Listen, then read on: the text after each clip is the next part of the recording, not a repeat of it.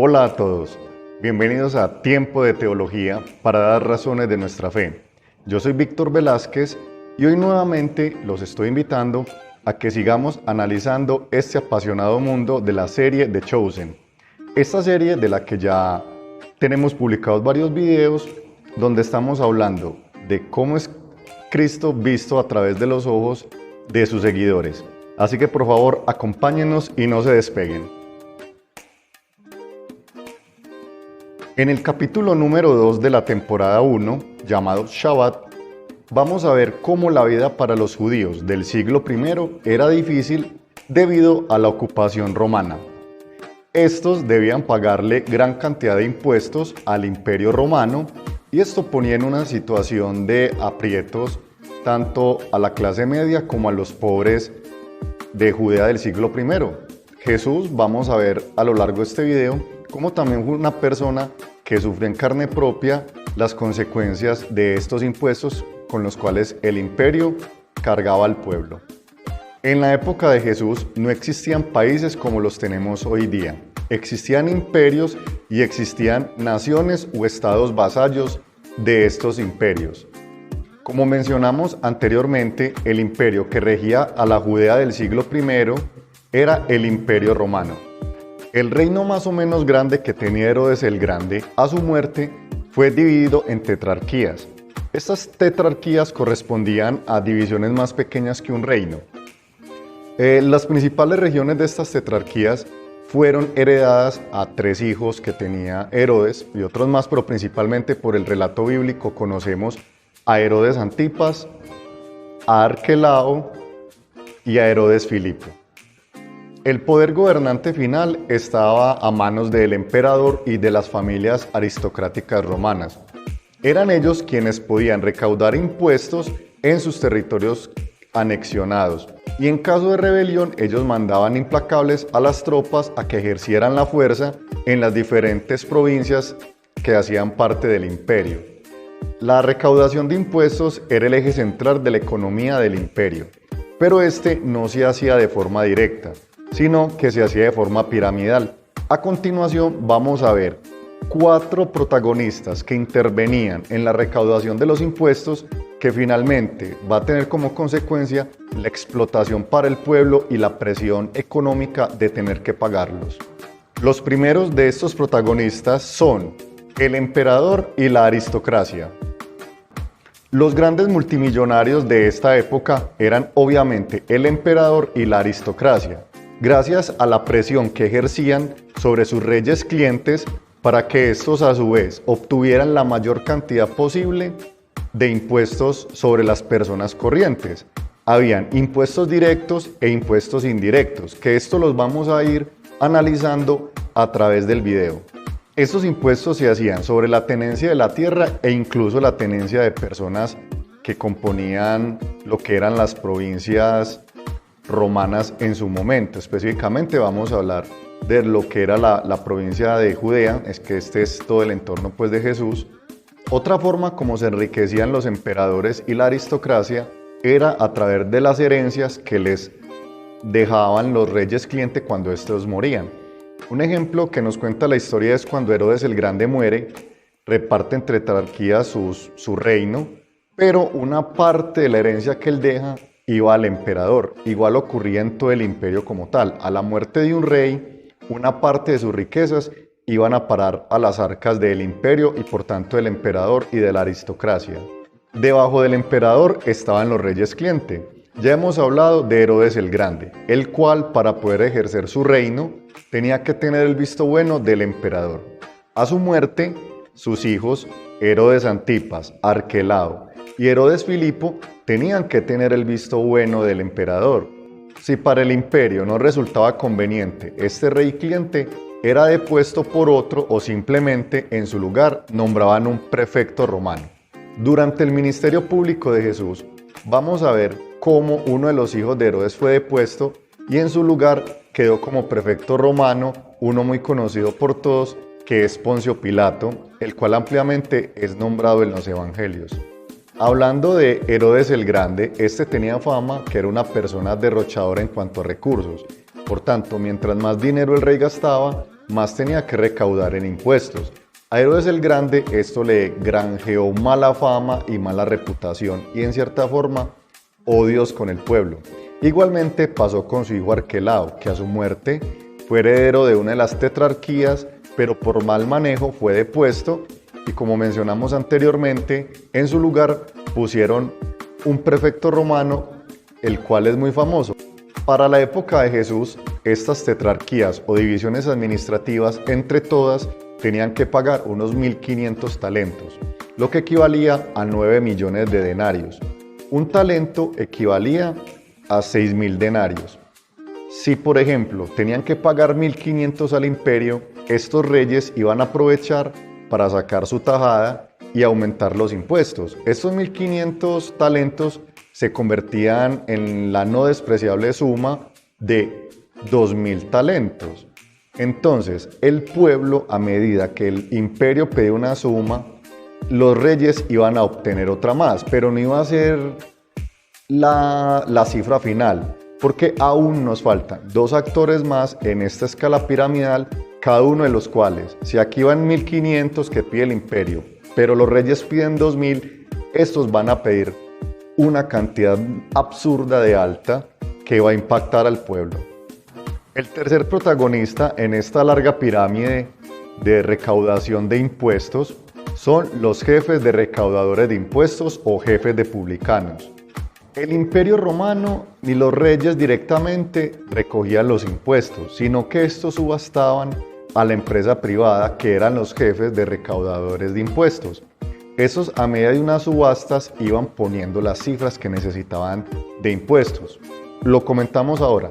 Si el imperio pedía 1.500 talentos como la cuota anual, los reyes iban a decir o iban a ofertar que necesitaban recoger 2.000 talentos.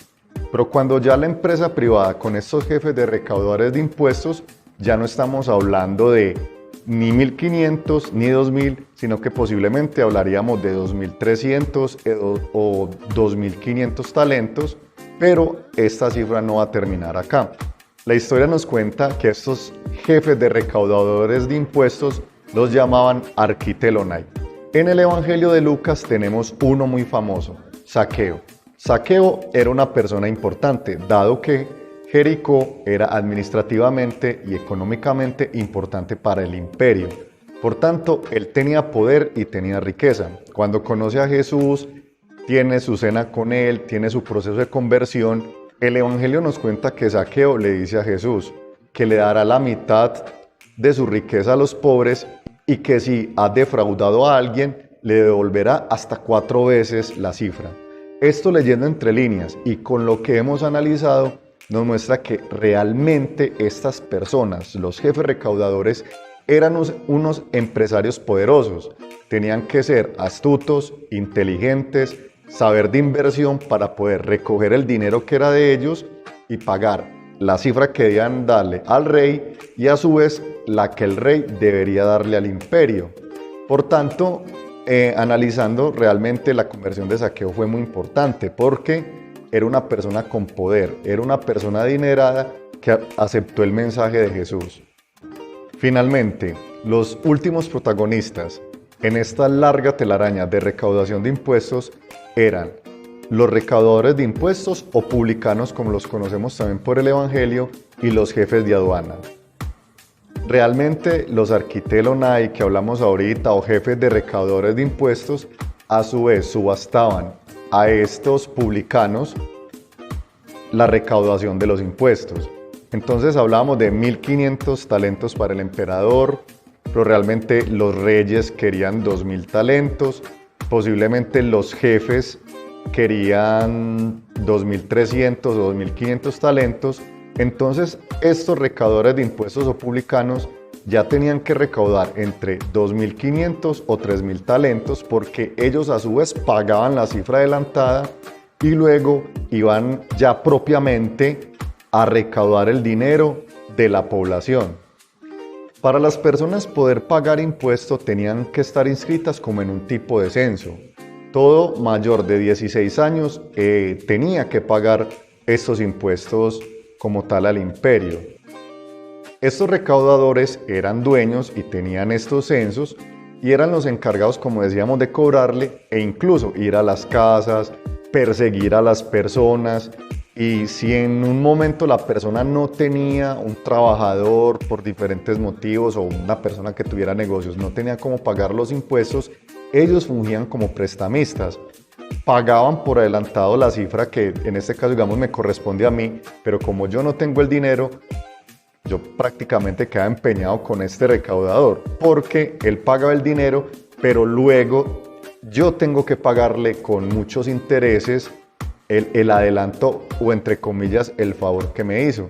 Por eso es que estas personas eran tan odiadas, porque le daban la espalda al pueblo, trabajaban con Roma, que era el imperio que los tenía sometidos, pero al mismo tiempo se juntaban con paganos. Entonces vamos a ir viendo que ellos eran odiados por esto, por traidores, pero también eran odiados y les tenían fastidio porque se juntaban con paganos, entonces por tanto eran impuros. Por eso cuando Jesús tiene esta conversión, esta charla con Zaqueo, vemos lo grande de la experiencia con Cristo, cómo el Señor se abre incluso a cualquiera que sea pecador. Tenemos el caso de Mateo, discípulo evangelista, pero también era recaudador de impuestos. Por tanto, el maestro sabía de la fama de estos recaudadores, de estos publicanos. Sabían que el pueblo los odiaba, que el pueblo los rechazaba, pero él tiene una actitud de apertura. Él nunca negó su impureza o que fueran pecadores, pero sí se acercó, comió con ellos, los acogió en el reino. A Zaqueo le cambió la vida, hubo una conversión de Zaqueo.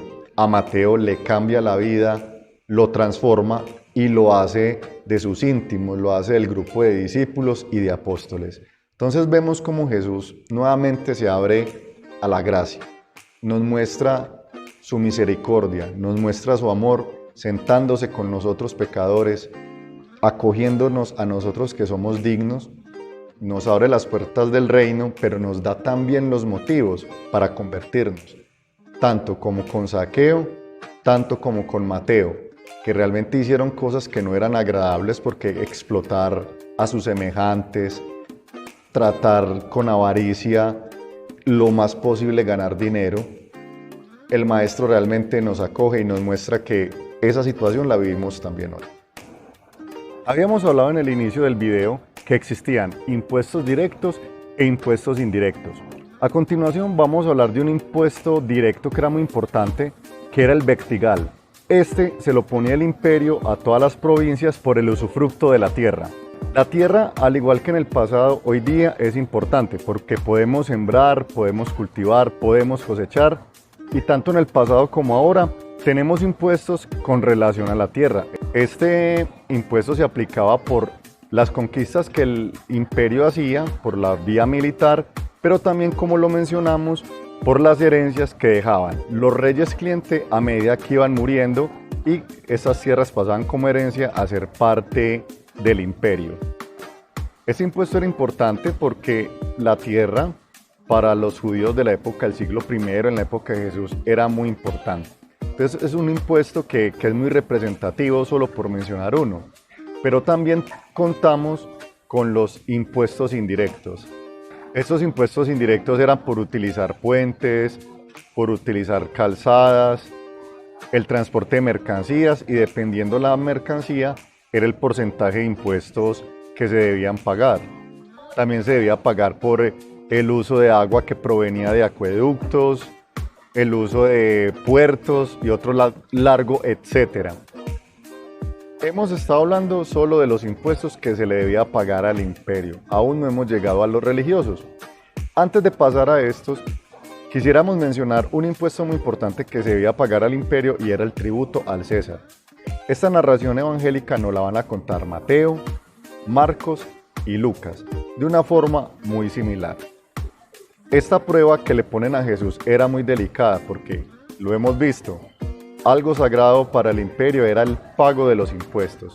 Entonces, esta trampa que le tienden a Jesús, de si era lícito o no pagarle el tributo al César, realmente era una trampa muy creativa que le estaban poniendo a Jesús, pero al mismo tiempo era muy delicada, porque Jesús se estaba jugando su reputación, su vida, su ministerio, de cualquiera de las respuestas que iba a dar. Vamos a ver Jesús cómo de una forma muy creativa va a dar la solución a esta trampa que le tendieron tan malintencionadamente. La respuesta muy creativa de Jesús comienza con diciéndole a los herodianos y a los fariseos: mostradme de qué cara tiene el denario, a quién pertenece el denario, qué lleva su imagen, qué lleva su inscripción. La respuesta era muy obvia, tenía la cara del César. Entonces Jesús va a rematar con una frase muy icónica: pues entonces dad a César lo que es del César y a Dios lo que es de Dios. Jesús de forma muy creativa le da la vuelta a esta trampa que le tendieron y antes termina por hacer quedar mal a estas personas que le habían planteado esta trampa, preguntándole que si era lícito o no pagar el tributo. A continuación, habiendo analizado esta experiencia tan difícil pero que de forma creativa solucionó Jesús, vamos a hablar de los impuestos religiosos. A toda esta asfixiante situación económica que tenían los judíos por parte del imperio, tenemos que sumar estas tasas, estos impuestos que debían pagar los judíos para la clase sacerdotal y el mantenimiento del templo o el funcionamiento del templo como tal. Este pago se puede efectuar tanto en moneda como en un porcentaje de la producción o también con el muy conocido diezmo. Habían impuestos que debían pagar anualmente, otros se pagaban dependiendo pues la situación, si iban a hacer sacrificio o un tipo de estas cosas. A continuación en el video vamos a mostrar una lista de los principales impuestos religiosos que debía pagar el pueblo. Tenemos el de las primicias, el terumá, el diezmo, la ofrenda de la masa ojalá, el medio ciclo, el impuesto sobre el templo, el rescate de los primogénitos. Vamos a mostrar a continuación una tabla a manera de resumen donde vamos a ver la difícil situación a la que están sometidos. Entonces, con el pago de los impuestos los judíos, tanto los que eran para el imperio como los que eran para el templo. Esta situación económica la vamos a mostrar de un campesino medio de aquella época o un comerciante de bajo rango. Vamos a suponer que se ganaba 500 denarios anuales y vamos a mostrar esta lista que tenemos a continuación en pantalla. Entonces tenemos por concepto y cuántos denarios eran al año. Entonces tenemos que el impuesto al monarca eran 500 denarios, otras tasas pues por caminos, portazgos, aduanas 25, primicias 5, teruma 10, diezmo general 50, diezmo para los pobres o segundo diezmo 15, sacrificios anuales por cualquier causa, ganado, primogénitos, etcétera 9, y la tasa anual para el templo, que había que tener en cuenta el dinero a los cambistas, de 2.5. Entonces, en total tenemos que 166.5 denarios era lo que anualmente tenía que pagar una persona, un campesino, un trabajador promedio, entre los impuestos que eran directos e indirectos para el imperio y lo que eran los impuestos religiosos. Es decir, que la persona tenía que pagar en promedio 167 denarios al año, más o menos una tasa del 33% de todos sus ingresos. Y eso que debemos tener en cuenta también las inclemencias del clima, las sequías, aquello que pudiera afectarlos en su producción y en su cosecha. También tenemos que tener presente que no todas las veces el total de la cosecha era 100% buena, habían un porcentaje que no se podía comercializar. Entonces vemos que la situación no era tan fácil en esos momentos. Podemos notar entonces cómo esta situación tan difícil genera un gran descontento en las personas. El sacrificio que debían hacer para pagar toda esta pirámide de la que ya hablamos de impuestos, y sabiendo que muchos de estos dineros se malgastaban en fiestas paganas, se malgastaba comidas, fiestas, derroche, y el pueblo muy apretado con esta situación. Podemos ir concluyendo que para el pueblo, nuevamente lo comentamos, no era fácil generar toda esta cantidad de impuestos que iban a otros bolsillos. el creciente descontento que había con el imperio, que finalmente el imperio eran unos invasores usurpadores del poder, que no compartían sus creencias, no compartían su dolor, el sudor y la sangre que muchas veces ellos tenían que esforzarse, que sacrificar, que hacer para poder pagar estos dineros. En esta época de Jesús, los campesinos y las personas no tenían un superávit en cuanto a la generación de ingresos y tampoco era posible ahorrar. Algo que podemos ir notando que esto era una generalidad que compartía todo el pueblo, todos en mayor o menor medida tenían que pagarlos, entonces esto los unía como pueblo, no tenían otra opción. Había momentos difíciles y entre todos lo soportaron, dado que ante un poder dominante y militarmente fuerte, no había forma como hacerle frente. La historia nos va a contar que antes de Jesús, luego de Jesús, en muchas ocasiones hubo enfrentamientos entre judíos y los romanos, las llamadas guerras de los judíos, pero esto solo le trajo sangre, sudor y lágrimas al pueblo como tal. Ellos en ese momento soportaron juntos, soportaron como nación y en cierta medida tuvieron que aceptarlo porque la historia en su momento así se dio. El pasaje que analizamos de Jesús diciendo que le den al César lo que es del César y a Dios lo que es de Dios, también nos muestra que el Señor sabía que esta era la situación que había y por tanto había que hacerle frente. Jesús podía caer en sus palabras y en ningún momento dijo no hay que pagar impuesto o si hay que pagarlo, simplemente dijo denle al César lo que es de él, a Dios lo que es de Dios. Nos muestra que Jesús aceptó, que ese fue el contexto que a él le tocó vivir en su momento también. En cuanto al tributo al César, los judíos tuvieron batallas con esto y pelearon mucho, no tanto porque hubiera que pagar una cantidad de dinero, sino más bien que para ellos este tributo era idolátrico. Recordemos que ellos solo creían en un solo Dios y en su momento el emperador se llegó a ver como una persona divina. Entonces, pagar un impuesto al emperador es como si se le estuviera rindiendo un tributo divino a un ser humano. Por eso ese descontento de los judíos que, vuelvo y lo menciono, generó importantes guerras antes y después de la existencia terrenal de Jesús. Hoy nosotros, al igual que en el siglo I, enfrentamos en nuestros países la complejidad de pagar impuestos. Generalmente en esta región, en Latinoamérica, cada vez los impuestos son más altos, cada vez como pueblo nos tenemos que esforzar por pagarlos. Peajes, combustibles, la comida, los servicios públicos, el incremento de los arriendos, etcétera, etcétera, etcétera. Nuestra esperanza radica en que nuestro Padre tenemos la esperanza que nos bendiga con gobernantes que realmente se interesen por el bienestar del pueblo y trabajen para que entre todos podamos salir adelante como naciones y como personas. Jesús, como lo mencionamos anteriormente, no fue ajeno a estas situaciones, las aceptó, las vivió, con seguridad cargó la cruz de tener que pagar estos impuestos, le tendieron trampas en varias oportunidades con el tema del dinero, con herencias y otras cosas, pero en ningún momento Él soltó esa cruz y a pesar de estas dificultades nos mostró y nos enseñó el reino de su Padre, el reino de Dios.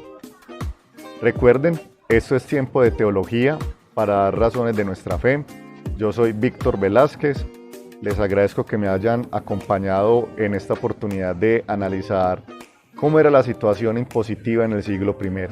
Los invito a que se suscriban, a que le den like, a que le den me gusta, a que compartan con otras personas estos videos, a que escriban comentarios para que crezcamos todos en comunidad. Los invito para un próximo video. Nos vemos.